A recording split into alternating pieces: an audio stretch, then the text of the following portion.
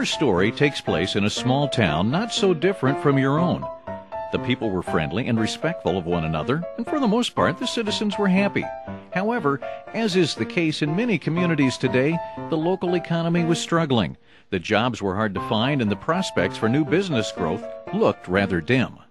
One day, an enterprising young man by the name of Andrew Whipple decided that he was going to open a pie store.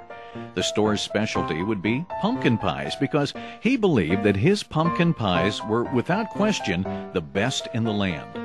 His plan was to begin with a small shop, and if the pies caught on, he would use the profits to expand the business. And catch on they did. Within weeks, the little shop was receiving more orders than it could fill, and additional employees had to be hired to meet the demand. Andrew quickly realized that he could not hope to make enough pies by hand, and he decided he needed to mechanize as much of the pie-making process as possible. He purchased giant-sized stainless steel mixing bowls, bought a huge industrial-size oven, installed conveyor belts, and specialized packaging equipment. Other area residents were also benefiting from Andrew's success. Pumpkin farmers in the area were happy because they now had a local market for their crops. As word of the delicious pies spread, the orders continued to grow. Soon, the original pie shop was too small to house the operation, and a large new factory, the Whipple Pie Factory, was built.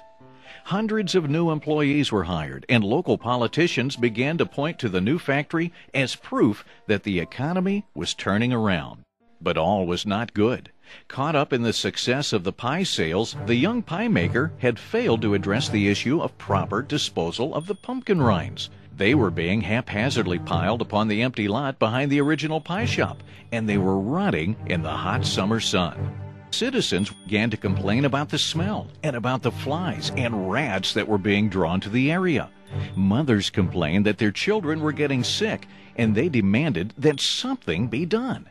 And what was Andrew Whipple's response to their complaints? Well, Andrew was quickly growing accustomed to the new lifestyle that his success was bringing him. He was making a lot of money, but he wanted even more. Although the sales of his pies continued to climb, he had not budgeted any money for the removal of the worthless rinds.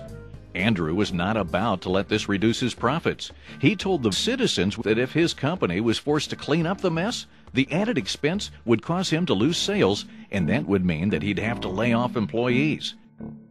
He complained that his pie company would no longer be able to compete with pie producers from other areas of the country. He warned the politicians that if he did not get their support and he was forced to lay off employees, that the citizens would be angry and would certainly vote against the politicians who had let this happen. Andrew suggested that since the citizens were benefiting from the jobs his pie factory had created, perhaps they should pay for the cleanup costs. After all, if the cost was divided among all the residents, it would be a relatively small amount per person. The politicians agreed and passed new legislation charging the citizens a tax to cover the cost of disposing the rinds. The citizens were not happy about this, but felt that they could not afford to lose jobs that the factory provided.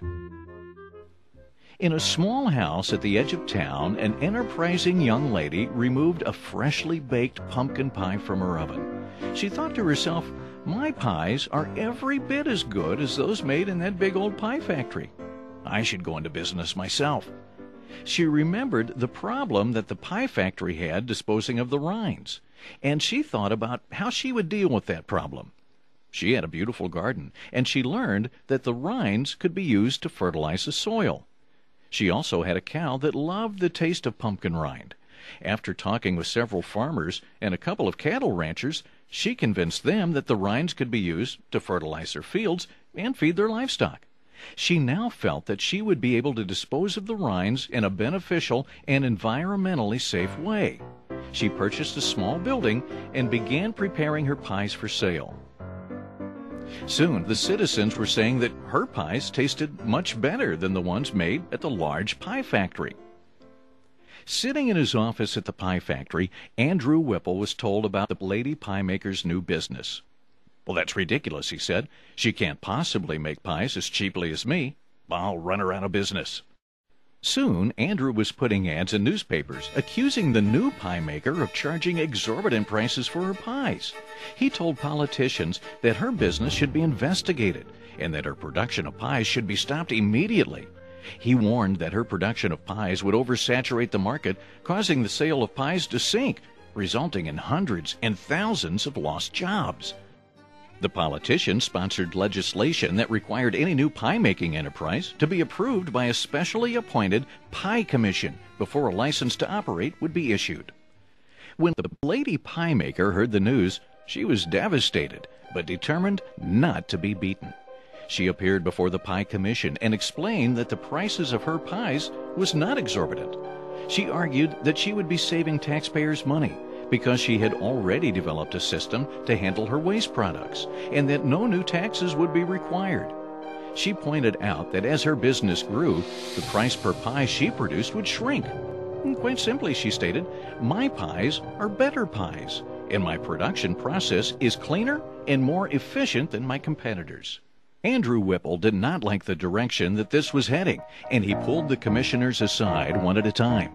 He reminded them that it was the politicians that he had given campaign donations to that appointed them to their positions on the Pie Commission.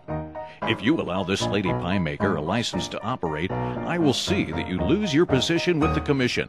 When it was time for the decision, the Pie Commission chairman stated, "Young lady, we feel that to allow your high-priced pies to be produced would be a disservice to the people we're trying to protect.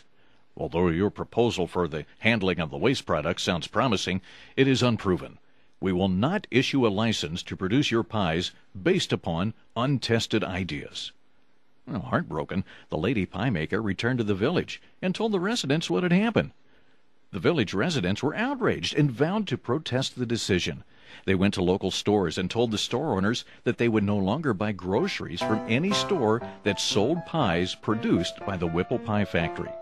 They contacted their local politicians and told them that if this lady was not given a chance to make and sell her pies, they would vote them all out. This made the politicians very nervous. Andrew Whipple soon heard what was happening. Within a month, the sales of his pies were cut in half. He thought to himself, "These people cannot go without my pies for long. To prevent my pie company from losing money, I will raise the price of my pies by 50%. I have no local competition, and eventually the people will start buying my pies again." The rest of this story is still being written. If it sounds familiar, it is.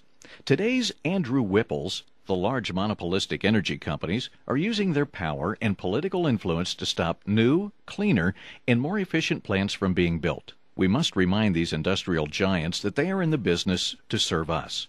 We must also remind our legislators that it is the votes of the individual citizens that elect them.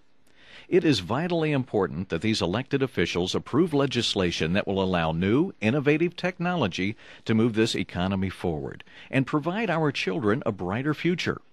Call or write your legislator and ask them to support new technology that will improve our standard of living and help clean up this planet at the same time.